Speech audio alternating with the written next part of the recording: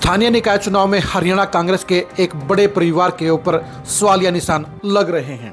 सवालिया निशान लग रहे हैं कांग्रेस के उस फैमिली के ऊपर जो 10 साल तक सत्ता में रही और 20 साल से जिसने हरियाणा कांग्रेस को अपने कब्जे में लिया हुआ है। हम बात कर रहे हैं भूपेंद्र हुड्डा फैमिली की। स्थानीय निकाय चुनाव में हुड्डा फैमिली कांग्रेस के साथ किस तरह से धोखेबाजी कर रही है, कांग्रेस की पीठ में किस तरह से छुरा घोंपने का काम कर रही है और उसकी नीयत में खोट कैसे है, ये जानने के लिए आज की इस खरी खरी खबर को गौर से देखिए।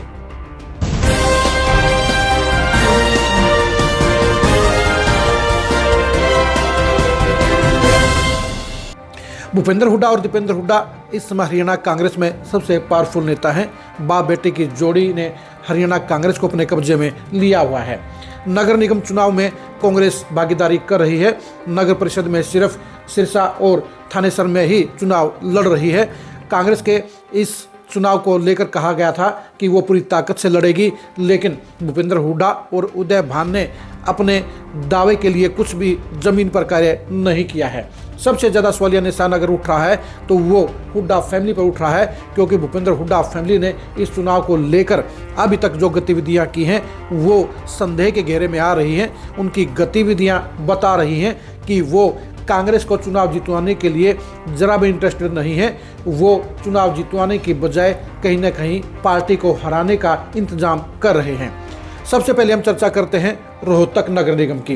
रोहतक नगर निगम से ज़्यादा इम्पोर्टेंट हुड्डा फैमिली के लिए कुछ नहीं हो सकता, लेकिन इसके बावजूद हुड्डा फैमिली रोहतक नगर निगम के चुनाव को लेकर जरा भी सीरियस नहीं है। इसका कारण साफ है।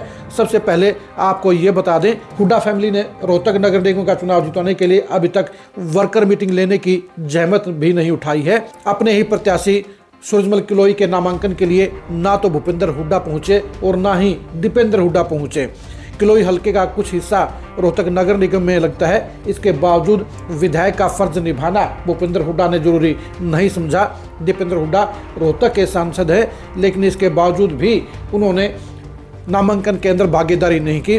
कांग्रेस के बाकी के तीनों एमपी हिसार से जयप्रकाश, अंबाला से वरुण चौधरी और सोनीपत से सतपाल ब्रह्मचारी ने अपने अपने शहरों के अंदर नगर निगम के मेयर के प्रत्याशी के नामांकन में भागीदारी की। लेकिन क्या कारण है कि दीपेंद्र हुड्डा ने रोहतक नगर निगम के चुनाव के मेयर प्रत्याशी के नामांकन में हिस्सा नहीं लिया? इसके साथ साथ हम सोनीपत की भी बात कर लेते हैं। सोनीपत को हुड्डा फैमिली अपना गढ़ बताता है, अपना घर बताता है, लेकिन वहाँ भी नगर निगम मेयर के बाई इलेक्शन में हुड्डा फैमिली का अभी तक कोई भी मेंबर नहीं पहुँचा है। नामांकन में भी हुड्डा फैमिली के काफ़ी वफादार गायब रहे। ऐसे में सवाल ये भी उठता है कि आखिर रोहतक और सोनीपत में भी जब हुड्डा फैमिली सीरियस होकर चुनाव नहीं लड़ रही है तो ऐसे में उनकी नीयत पर सवालिया निशान क्यों ना उठे? भूपेंद्र हुड्डा जहाँ जहाँ जा रहे हैं वो सिर्फ प्रेस कॉन्फ्रेंस कर रहे हैं। चाहे हिसार की बात हो, चाहे वो रोहतक की बात हो, वो सिर्फ प्रेस कॉन्फ्रेंस कर रहे हैं। दीपेंद्र हुड्डा ने भी अंबाला में पार्टी के एक प्रत्याशी के नामांकन में हिस्सेदारी ली थी, लेकिन वो हिस्सेदारी भी फॉर्मेलिटी वाली थी, क्योंकि उस दिन दीपेंद्र हुड्डा को चंडीगढ़ के अंदर सुखबीर बादल की बेटी के रिसेप्शन में शामिल होना था। इसके साथ साथ उन्होंने अंबाला में भी 3-4 विवाह समारोह में शिरकत की। यानी वो वहाँ पर पार्टी के लिए नहीं गए थे, बल्कि अपने व्यक्तिगत समारोह में शामिल होने के लिए गए थे। जब भूपेंद्र हुड्डा और दीपेंद्र हुड्डा रोहतक और सोनीपत में भी चुनाव जीतने के लिए गंभीर नहीं है, जब वहां पर पार्टी को जितवाने के लिए कोई मेहनत नहीं कर रहे हैं, तो ऐसे में आप कैसे कह सकते हैं कि उनकी नीयत साफ है, वो पार्टी के लिए समर्पित हैं? जाहिर सी बात है, भूपेंद्र हुड्डा फैमिली कांग्रेस पार्टी को ये दिखाना चाहती है, हाईकमान को ये दिखाना चाहती है कि अगर उनको विधायक दल का नेता नहीं बनाया गया, उनको अगर नेता प्रतिपक्ष नहीं बनाया गया, तो फिर वो घर पर बैठ जाएंगे या वो नई पार्टी बनाने का फैसला ले लेंगे।